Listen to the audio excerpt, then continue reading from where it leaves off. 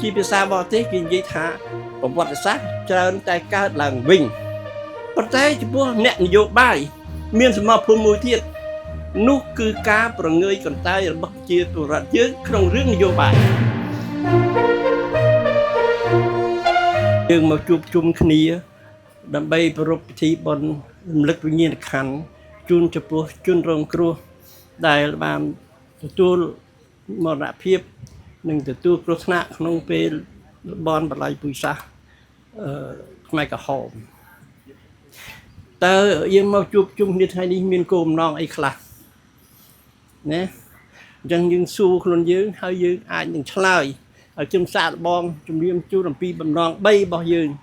ដែលយើងជួបជុំគ្នាថ្ងៃនេះទី1ដើម្បីរំលឹកនឹកដល់ក្រុមគ្រួសារញាតិមិត្តយើងដែលបានស្លាប់ទៅហើយ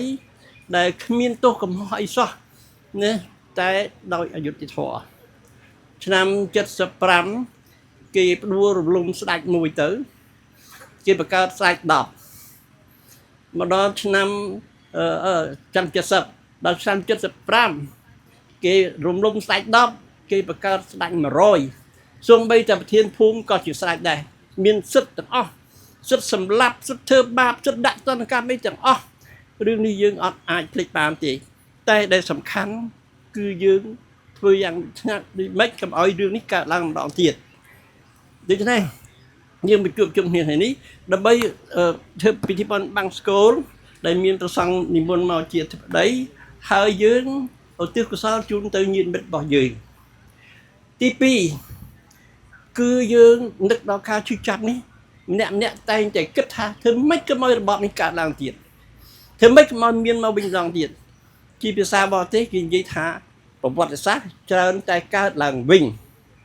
កន្លែងហ្នឹងដែលយើងត្រូវប្រុងប្រយ័ត្នទាំងអស់គ្នាកើតឡើងវិញមកបលាយពុយសាសសម្រាប់កាប់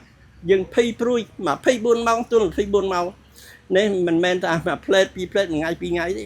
ហើយ3ឆ្នាំ8ខែ20ថ្ងៃមិនមែនយឺតមិនមែនតិចទេហើយមួយថ្ងៃដូច10ឆ្នាំអញ្ចឹងនៅក្នុងរបបយើងទាំងអស់គ្នាជាសាកស្រីហ្នឹងមួយថ្ងៃដូច10ឆ្នាំជាងកាលហ្នឹងពីថ្ងៃរះដល់ថ្ងៃលិចទៅវិញយូរណាស់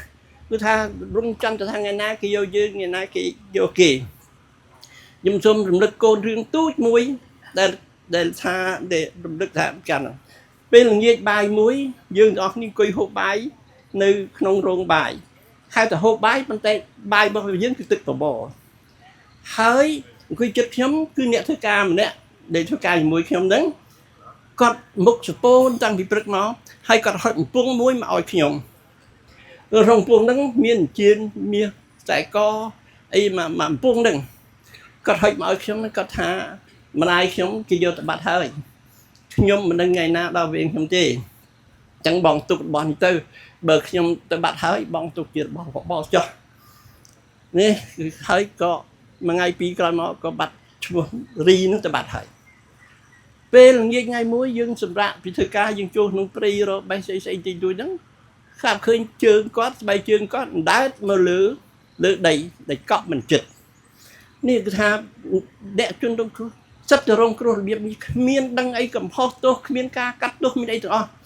អញ្ចឹងហើយយើងបញ្ហាទី2គឺយើងត្រូវធ្វើម៉េចបង្ការរបបនេះកុំឲ្យវិលមកវិញហើយរបបបល័យពុយសាសមិនមែនតទៅយកកបិតមកចាក់យកកភ្លើងមកបាញ់មកសម្លាប់បានហៅបល័យពុយសាសទេបាត់បល័យពុយសាសស្បីនេះបំបត្តិវប្បធម៌បំបត្តិសិលធម៌បំបត្តិសុខភាពនេះកូនចៅអត់ចេះអីឈឺអត់ពេទ្យអីចឹងទៅអានឹងក៏ជាការបល័យពុយសាសក្នុងពិភពលោកឥឡូវមានកាន់ច្រើនឡើងច្រើនមិនមែនមានតែស្រុកខ្មែរទេយើងទាញទៅទីហោទៅវិញនៅអ៊ីរ៉ង់ហើយបល័យពុយសាសពេញធ្វើឲ្យអត់មានបរទេសណាមកស្លាប់ទេណាក្នុងច្បាំងនេះតែមិនទៅអស់ប្រហែល10000នាក់បាញ់អស់ប្រហែល10000នាក់ហើយអញ្ចឹងយើងបបិលមករឿងយើងវិញអញ្ចឹងយើងមិនអោយរបបនេះបនកើតឡើងទេហើយយើងនឹងពួតដៃគ្នារកវិធីទប់ទល់កុំឲ្យរបបនេះវិលមកវិញមិនមែនតែបកកណ្ណាទេយើងទាំងអស់គ្នាក៏មានភារកិច្ចធ្វើកិច្ចការនេះដែរទី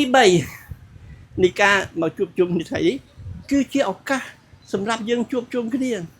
បើកុំតែមានថ្ងៃនេះប្រហែលយើងអាចបានជួបគ្នានិយាយពីព្រឹកដល់ស្វានេះខ្ញុំបានជួបបងប្អូនមិត្តភក្តិយើង និយាយរឿងដូចគ្នាទាំងអស់គ្នានេះនិយាយដូចគ្នាគឺថាធ្វើម៉េចកុំឲ្យបបនេះវិលមកវិញ